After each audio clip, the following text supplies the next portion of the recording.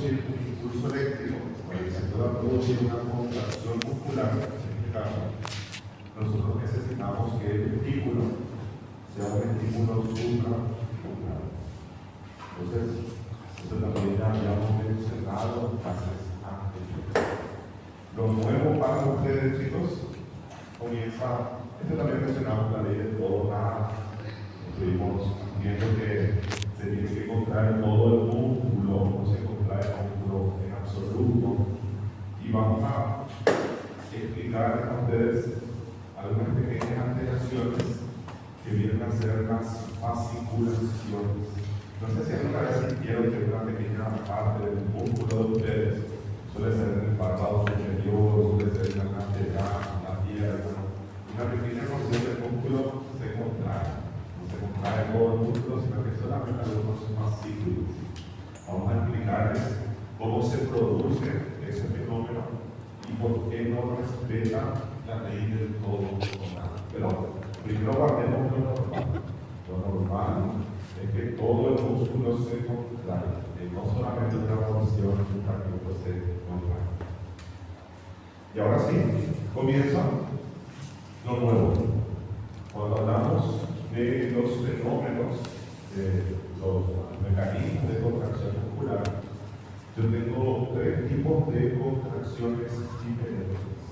Vamos a enseñar la diferencia entre la contracción isométrica, la contracción concéntrica y la contracción excéntrica. Entonces tenemos tres tipos de contracciones musculares: la isométrica, la concéntrica y la excéntrica.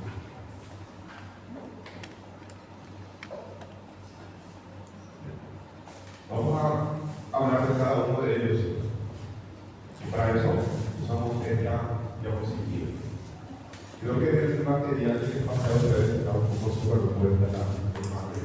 Entonces, si es el dispositivo Apple, puedo compartir esta imagen y ustedes comparten con el grupo. Voy a compartir esta diapositiva que está magnífica. Solamente esta imagen, para que puedan compartir con los compañeros y con cómo funciona la pantalla. Si quieren, pueden activar sus libros. Y después compartiendo con los demás. Ahí está. Como para que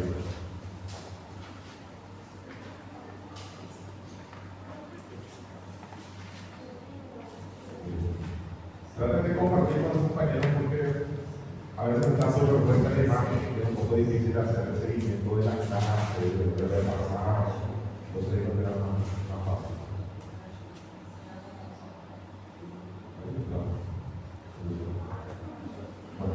Dentro de la contracción muscular, chicos, me gustaría que ustedes manejen en realidad estos tres términos.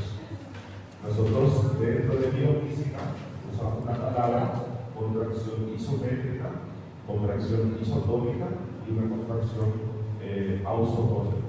Son tres tipos de contracciones que pueden llegar a producirse en nuestro cuerpo.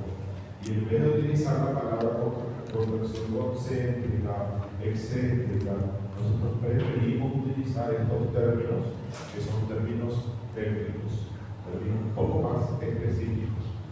Por ejemplo, chicos, nosotros vamos a estar viendo que cuando hablamos de una contracción isométrica, no se observa acortamiento del músculo, sino que el músculo lo que hace es quedarse tenso. Ustedes ven esta imagen donde está tratando de representar el músculo y nosotros vemos que durante la contracción isométrica no hay un cambio de movimiento, no hay un acortamiento, un alargamiento de las fibras, sino que estas fibras se quedan tensas. ¿Cómo podemos darles un ejemplo de esto? Las personas que practican, por ejemplo, físico-culturismo, ellos van a estar realizando contracciones musculares en las cuales mantienen la pesa contra la fuerza de la gravedad y el músculo se mantiene contraído, el músculo se mantiene tenso. Eso es una contracción sin movimiento. Entonces, este debería ser el ejemplo del primer tipo de contracción. Una contracción en la cual las fibras musculares no se acortan. Las fibras se mantienen contraídas, se mantienen tensas, pero no hay un cambio en la longitud de las fibras musculares. Obviamente, para poder llegar a este punto, el primero necesitó hacer una contracción con cambio de movimiento. Pero al mantener esa posición, cuando trata de vencer la fuerza de la gravedad y mantener en un solo punto, entonces se produce este primer tipo de contracción. Segundo tipo de contracción, chicos, vendría a ser la contracción isotónica, y esta contracción isotónica es lo contrario. Si la isométrica es la contracción en la cual no se observa acortamiento del músculo, cuando hablamos de la isotónica sí refleja un acortamiento del músculo. Sí hay un trabajo externo que se puede visualizar. Nosotros podemos observar cómo la persona está cambiando el tamaño, la longitud de esas fibras musculares. Y se observa un trabajo externo, un desplazamiento de algún objeto, de alguna parte del cuerpo. Se menciona, hay acortamiento del músculo, hay trabajo externo, donde se desplaza, por ejemplo, una carga. Nosotros vemos que el punto inicial está baja, nosotros contrajimos el músculo y conseguimos atraer esa carga, conseguimos movilizar ese objeto. Ahí hablamos de la contracción, en este caso la isotónica. Vean la diferencia entre la contracción isotónica y la contracción isométrica. Nosotros estamos observando acá un músculo, el bíceps braquial, que está relajado, totalmente relajado, y nosotros vemos que acá sí hay acortamiento, pasa de un estado a otro. Entonces, al inicio, nosotros vamos a tener este tipo de contracción que les estoy mencionando a ustedes, que es la contracción isotónica, y después de realizar la contracción isotónica, vamos a tener esta otra contracción, que es la contracción isométrica. Entonces, los que practican deporte, son ejemplos para darles, pero constantemente estamos haciendo esto de forma involuntaria, sin darnos cuenta. Estamos realizando todos estos tipos de contracciones. Ustedes, por ejemplo, ahora mismo están contrayendo los músculos de la espalda para vencer la fuerza de la gravedad, pero no hay acortamiento de las fibras musculares. Entonces, constantemente en todo nuestro cuerpo estamos teniendo en algunas partes una contracción isométrica, en algunas partes la isotónica. Entonces, tenemos que manejar estos dos términos. Y por último, chicos, además de la isométrica, de la isotónica, yo tengo un tercer tipo de contracción que vendría a ser la contracción ausotónica. ¿En qué consiste esta contracción ausotónica? Esta contracción ausotónica es cuando yo tengo la combinación de ambos. Cuando yo voy a estar combinando, en primer lugar, la isotónica, y después de realizar la isotónica, utilizo la isométrica. Cuando utilizo los dos de forma combinada, ahí es donde nosotros hablamos de la contracción ausotónica, donde están presentes los dos en el mismo músculo. Es una combinación de ambos. A medida que se va acortando el músculo, aumenta la tensión. Nosotros tenemos una carga que se desplaza, pero se desplaza cada vez con una menor dificultad. Un ejemplo que se suele dar para explicar la contracción ausotónica. Esse último aí, é como se a pessoa tivesse isotónica, pero después ya no puede hacer la isotónica por la gran fuerza, por el gran peso que tiene. Entonces tenemos una combinación de ambos. Un mejor ejemplo que se da, que nos ayuda a entender mucho mejor, vendría a ser esto. Imagínense lo que tiene que hacer una persona cuando trata de deslizar un arco de flecha. Tiene una flecha y trata de deslizar. Tiene que combinar estos dos tipos de movimientos. La isotónica, en primer lugar, Y a medida que va empinando la flecha, cada vez va a tener una mayor tensión, cada vez va a tener una mayor fuerza y va a dificultar más hacer esa contracción isotónica. Haciendo una contracción isométrica, tratando de fijar el punto en el cual quieran disparar la flecha. Entonces, el mejor ejemplo que tenemos para tratar de razonar y tratar de entender es esto. Pero obviamente, constantemente, en el día a día, estamos realizando estas contracciones. Son ejemplos bien diferenciados que nos ayudan a grabar estas imágenes, a grabar los conceptos y después tratar de representarlos con las actividades del día a día. Son tres tipos de contracciones: la isotónica, la isométrica y la autosónica, que es la misma, la autosónica. Tres tipos de contracciones. Bien, ahora sí nos comenzamos con algunos fenómenos musculares. Me gustaría que ustedes guarden un total de 4 fenómenos relacionados a la contracción muscular. Tenemos 4 fenómenos diferentes que vamos a estar estudiando. El primer fenómeno es un fenómeno que se llama sacudida muscular. Y entre paréntesis, me gustaría que ustedes pongan la palabra fasciculación. Fasciculación. Y esta palabra, chicos, fasciculación, viene de fascículo muscular. ¿Recuerdan que estos términos que estuvimos estudiando en clases anteriores? Que la célula muscular no se llama célula muscular. ¿Cómo se llamaba la célula muscular? Muy bien, fibra muscular. Cuando yo tengo un conjunto de fibras musculares, ¿qué tenemos nosotros? El conjunto de fibras musculares es fascículos.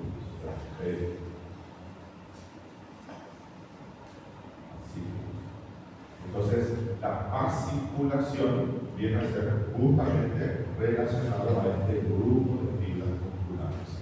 No es todo el músculo el que se contrae, sino que son fascículos, fasciculación. Por eso se llama fasciculación. Un pequeño grupo de células son las que se van a estar contrayendo.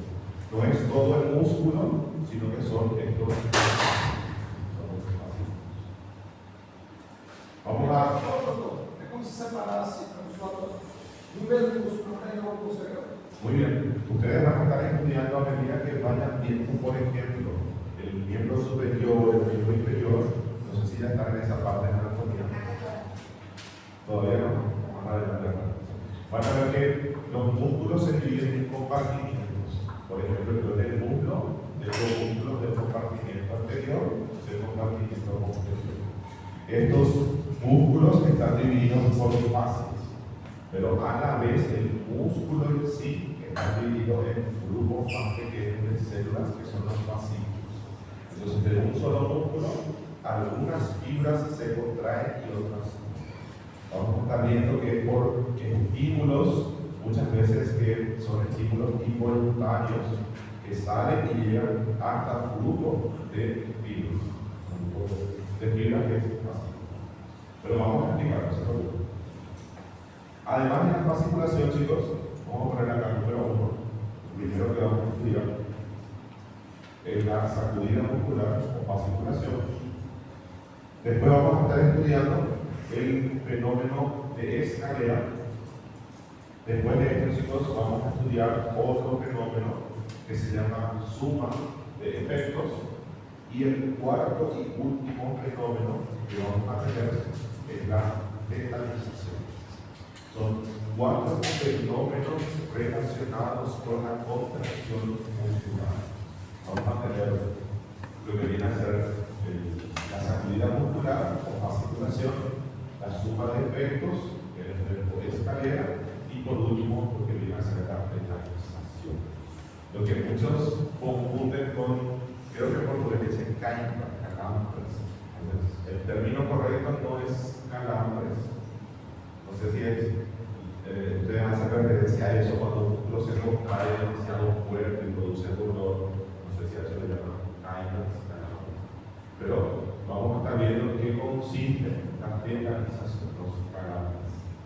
Y chicos, como yo tengo fenómenos relacionados a la contracción muscular, yo también tengo fenómenos relacionados a la relajación muscular. Y solamente tenemos un fenómeno relacionado a la relajación, que es la fatiga. Entonces vamos a estudiar 4 fenómenos relacionados a la contracción y un fenómeno relacionado a la relajación. En total son 5. 4 es contracción y 1 es relajación muscular. Bien, comenzamos, chicos. Comenzamos con el primero, que es el más conocido, que en algún momento estoy seguro que ya ha experimentado una fasciculación, una sacudida muscular. Esto, chicos, es la definición de la sacudida muscular, viene a ser una contracción seguida de relajación. Son varias contracciones seguidas de relajaciones musculares que se producen generalmente de forma involuntaria. ¿Cómo? Muy bien, entonces nosotros vemos que se contrae y se relaja rápidamente. Esos son procesos demasiado rápidos, se contrae, se relaja, se contrae, se relaja. A veces suele pasar en el antebrazo, en las piernas, en algunas partes del cuerpo. Ustedes sienten que el músculo se contrae y ustedes pueden visualizar cómo la musculatura realmente se contrae, se relaja y pasa solo. Y no vuelve a suceder o sucede de forma muy esporádica, muy rara. ¿En qué consiste la sacudida muscular? La definición es en la respuesta del músculo en forma de contracciones seguidas de relajaciones de forma repetitiva e involuntaria. Acá, chicos, tengo que tener contracción seguida de relajación. Además de esto, chicos, necesito que esto sea de forma repetitiva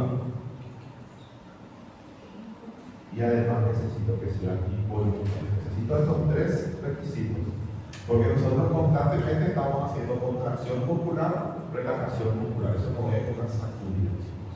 Yo necesito que estos fenómenos de contracción, relajación sean de forma repetitiva, muy repetitiva, y también de forma involuntaria. También, chicos, me gustaría que ustedes agreguen acá que esto se observa en los fascículos. Nos observa en todo el músculo. No confundir lo que viene a ser la sacudida muscular con las convulsiones tónico-clónicas. Una cosa es la convulsión, donde el músculo completamente se contrae y se relaja varias veces. Es diferente cuando todo el músculo sufre este fenómeno. Cuando todo el músculo sufre, ahí se llama convulsión. Pero cuando solamente algunas fibras, los fascículos, algunas fibras, se contraen y se relajan, ahí lo llamamos de fasciculación. Y vemos nosotros, esto, chicos, se va a estar generando generalmente 2 milisegundos después de haberse iniciado el potencial de acción, momento en el cual comienza la repolarización. ¿A qué conclusiones están llegando ustedes, chicos? Ustedes están viendo que en la fasciculación lo que nosotros estamos observando es que estamos activando el periodo refractario relativo. Esto quiere decir que el músculo se contrae, se relajó, se contrae, automáticamente después de comenzar a relajarse, se vuelve a contraer. Son fenómenos demasiado rápidos, por estímulos muy intensos que están recibiendo esa fibra, ese fascículo muscular. La duración, chicos, no es algo que podamos establecer, varía mucho de músculo a músculo. Entonces vemos acá, la duración de la sacudida muscular depende del tipo rápido o lento de cada músculo. Estuvimos estudiando que el músculo esquelético se clasifica en dos grandes grupos. Teníamos el músculo rápido. ¿Cuál era el otro nombre que se le daba al músculo rápido? ¿Me recuerdo? ¿Qué color le dio? Rojo. Se llama rápido, chicos.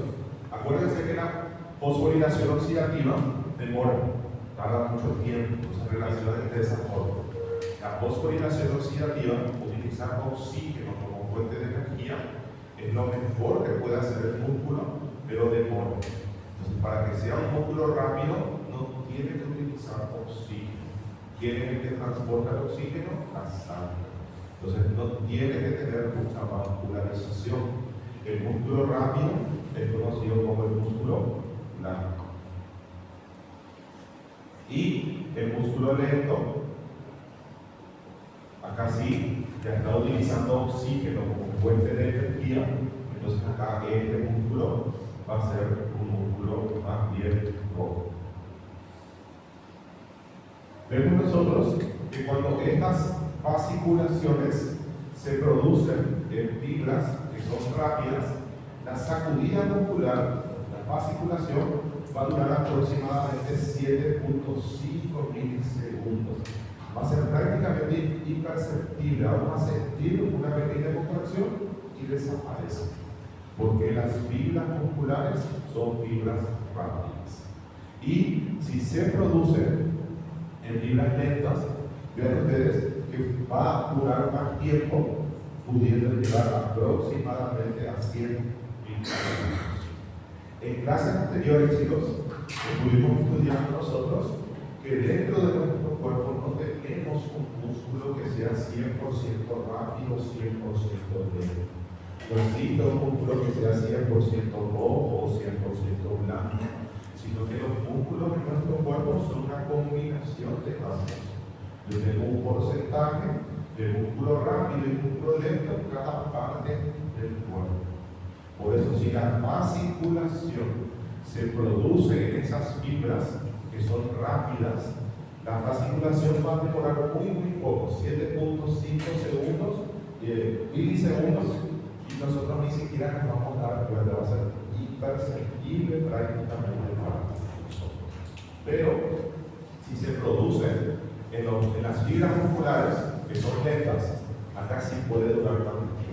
Son impulsos eléctricos que están viajando de forma involuntaria, pero son impulsos nerviosos que no viajan al músculo en general, no viajan en todo el músculo, son cortocircuitos que se están produciendo.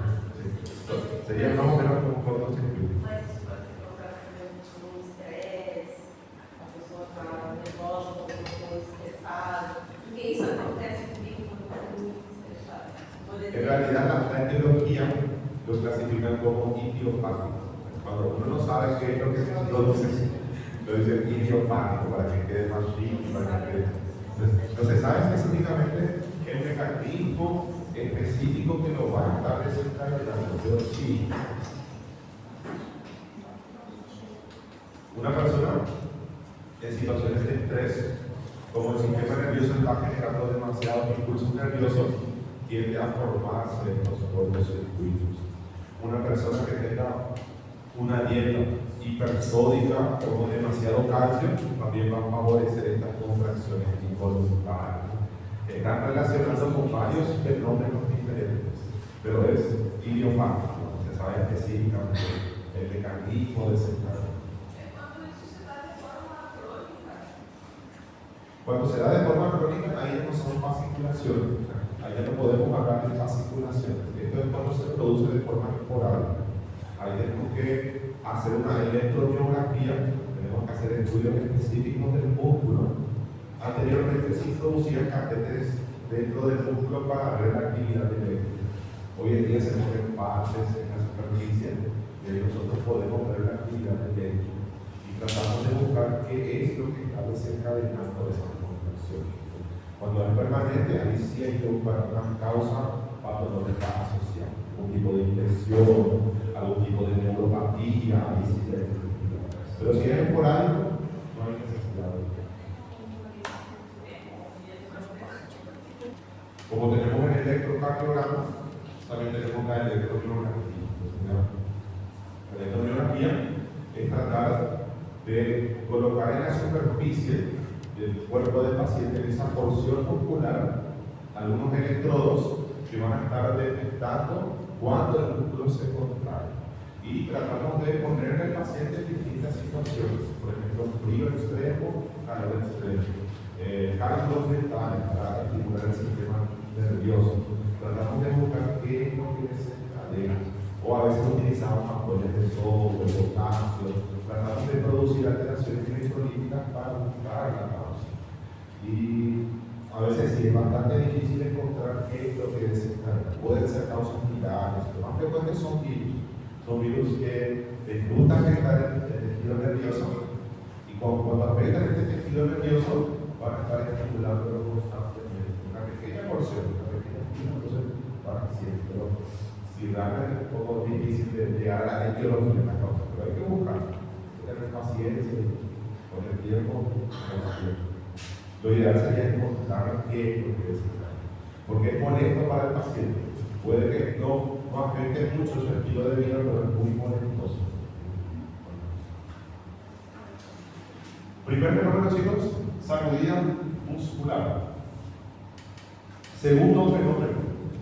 El segundo fenómeno y el tercer fenómeno son fenómenos que los físico-culturistas utilizan a su favor para poder producir una hipertrofia muscular, para poder producir el crecimiento de los músculos.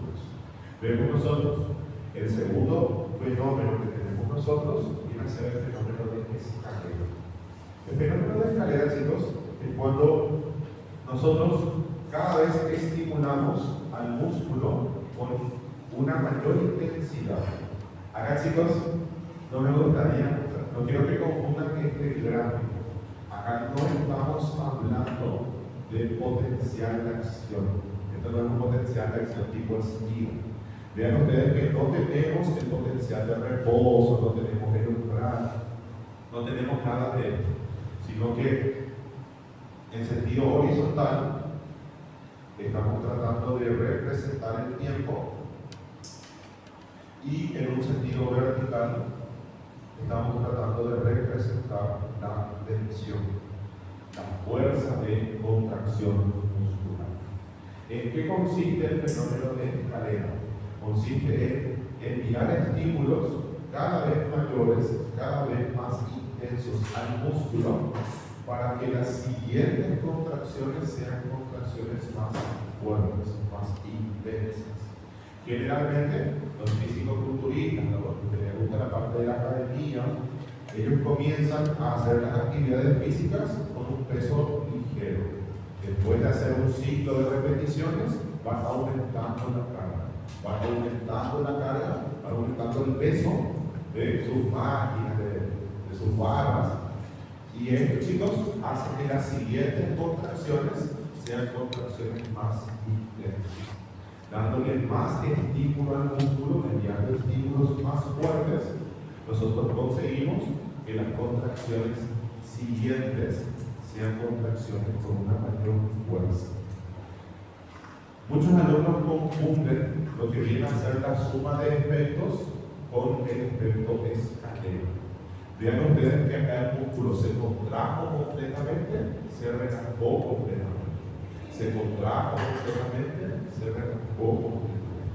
Entonces, hay que hacer el movimiento total del músculo, contraerlo y volverlo a relajar. Contraerlo completamente, volverlo a relajar, para que nosotros tengamos esta suma de efectos. Es decir, más fibras van sumando una mayor excitación. Cada vez el estímulo que nosotros le enviamos a ese músculo es un estímulo mayor. Se libera una mayor cantidad de calcio y tenemos una mayor contracción. Sería más o menos eso el fenómeno de escalera.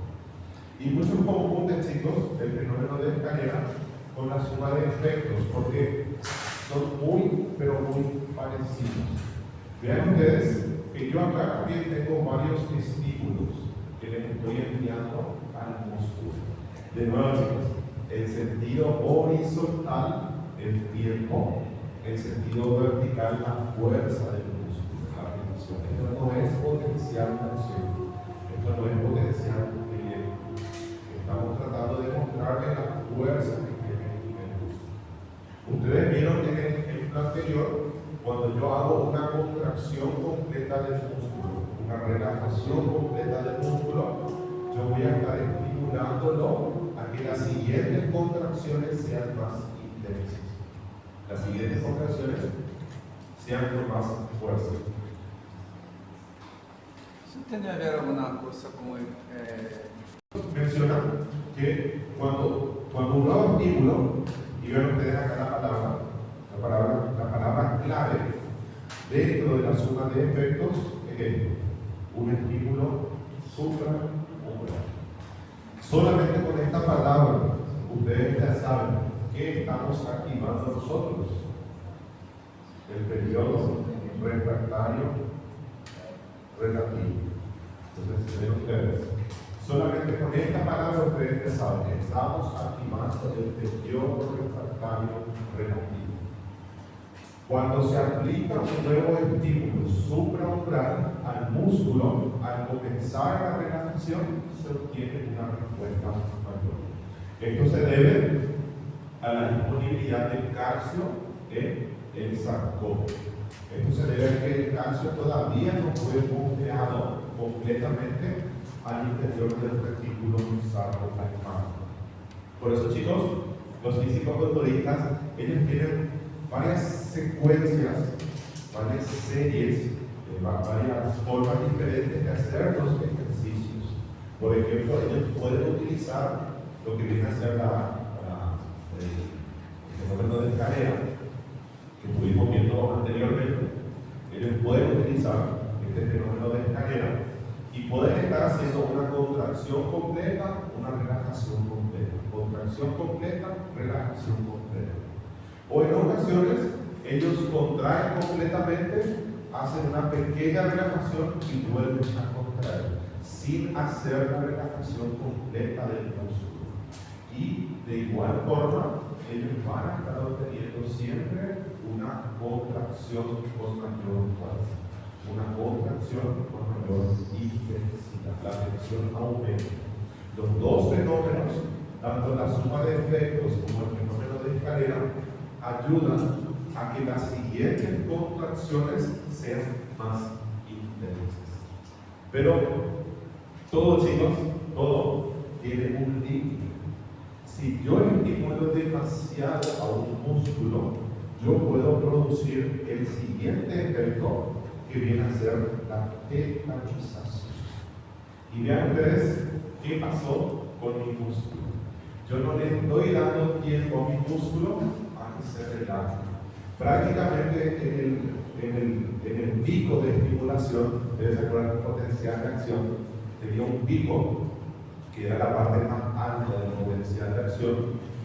Prácticamente cuando inicia el periodo refractario relativo, se envía un nuevo estímulo, entonces el músculo no tiene tiempo para relajarse.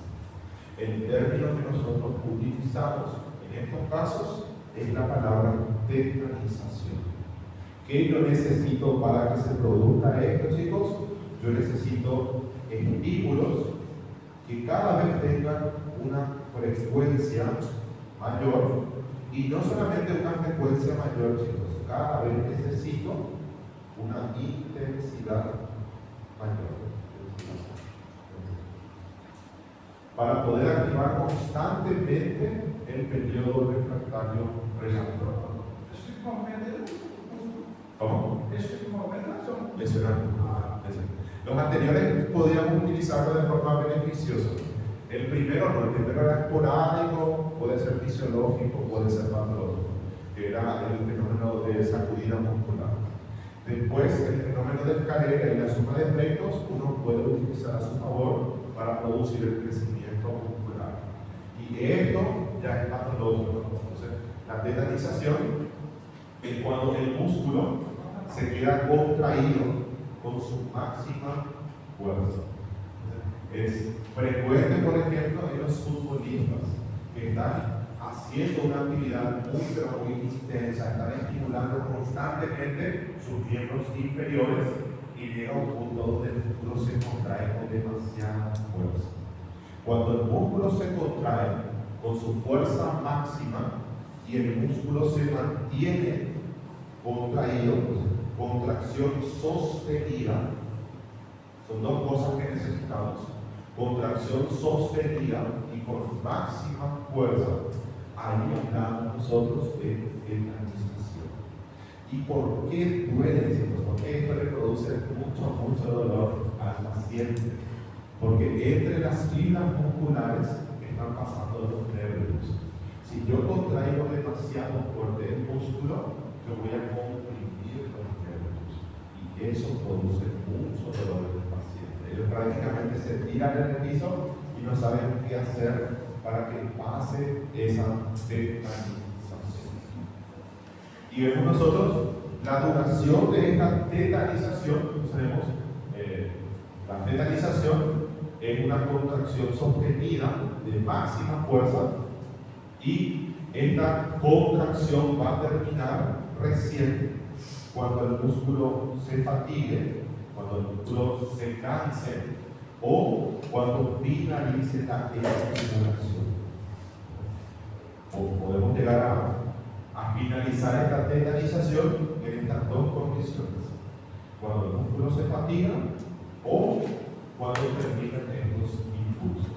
Por eso los futbolistas se tiran en el piso para evitar enviar informaciones al miembro inferior, porque si ellos continúan parados, se continúan enviando impulsos nerviosos hacia el miembro inferior para mantenernos de pie. Cuando ellos se acuestan, incluso ven ustedes que otra persona levanta la pierna para que no envíen impulsos eléctricos al miembro inferior, para que ellos no tengan que hacer contracciones voluntarias. Se trata de evitar que lleguen estímulos al miembro inferior. Les digo miembro inferior, chicos, porque es lo más frecuente. Es lo más frecuente de ver esta tetanización en los miembros inferiores. Pero puede producirse en otras partes del cuerpo. Si estimulamos demasiado el bíceps o alguna otra parte del cuerpo, se puede llegar a producir. Para que ocurra la tetanización, chicos, acuérdense, yo necesito estímulos que tengan una frecuencia cada vez mayor. Una frecuencia muy, pero muy repetitiva, y necesitamos aproximadamente 30 a 50 estímulos por segundo. Es demasiado estímulo que está llegando al músculo. Entonces se mantiene contraído y se contrae con su máxima fuerza. Esa es la tetanización. 4 fenómenos: sacudida muscular, fenómeno de escalera, suma de efectos y tetanización. Los 4 están relacionados con la contracción muscular. Tetanização não é o calambre, não é? Creo que le dice también canal. Porque en ocasiones cuando uno está sentado, uno siente que la parte orilla uno se endurece. Esto es por enviar estímulos de forma incorrecta. Cortocircuitos de nuevo que se producen, son estímulos que viajan de forma involuntaria, llegan al músculo y hacen que se contraiga con demasiada fuerza y pasa automáticamente. Pero para que se produzca esta tetanización, yo necesito sí o sí estímulos repetitivos, aproximadamente 50 por segundo, muchos estímulos que hagan que el músculo se contraiga de forma sostenida y con su máxima fuerza. Puede aparecer, desaparecer de forma natural. Todo nesse caso, principalmente uma máquina, 50, acho um pouco por segundo. Parece mucho, pero realmente no es. Porque acuérdense que tenemos varias neuronas llegando hasta un solo punto. O sea, de varios puntos diferentes llegan. Entonces ahí son muchos estímulos. Y el impulso eléctrico viaja demasiado rápido, muy rápido. Realmente no es más difícil de ver. 50. É que lembrando aqui é 50 estímulos, não 50 movimentos. Sí, 50 estímulos que pueden ser de neuronas diferentes. Eu acho que a gente não tinha como. El contenido del músculo esquelético tenemos lo relacionado a la fatiga. Entonces, como tenemos fenómenos relacionados a la contracción muscular, yo también tengo fenómenos relacionados a la relajación muscular. Y la fatiga, chicos, es la imposibilidad de volver a contraer el músculo. Tenemos incapacidad de volver a contraer el músculo. Y menciona acá, dice, cuando un músculo es estimulado constantemente, la repetición prolongada de estímulos, cuando un músculo es estimulado constantemente, ya sea con una intensidad constante,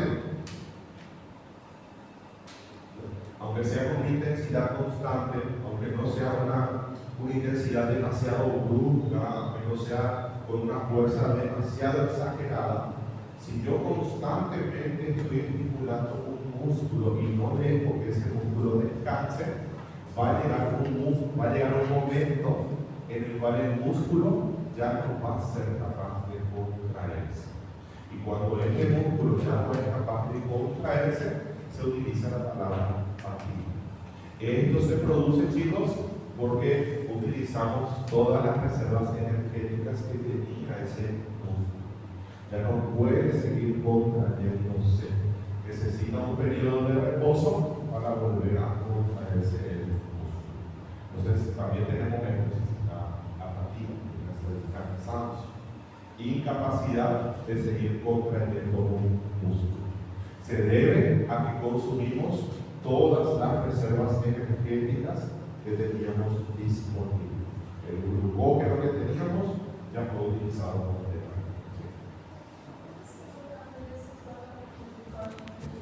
Viendo también ustedes que cuando termina el oxígeno dentro de nuestro cuerpo, nosotros podemos utilizar un ciclo que se llama ciclo de Cori, que viene a ser cuando tratamos de conseguir ATP de otra forma, pero de forma, como consecuencia, se produce ácido láctico y el paciente puede entrar en acidosis. Con patología que no tenemos. Sí, entonces la fatiga se va a producir más rápido. El ciclo de Cori, cuando utilizamos el ciclo de Cori para conseguir el ATP, cuando se produce ácido láctico, esto hace que el músculo se fatigue más rápido, se canse más rápido. Esto parece poca cosa, chicos, pero van a estar estudiando ustedes un paciente que tiene insuficiencia respiratoria, un paciente que tiene dificultad para respirar, y ustedes ven que está... ¿Qué más pasa?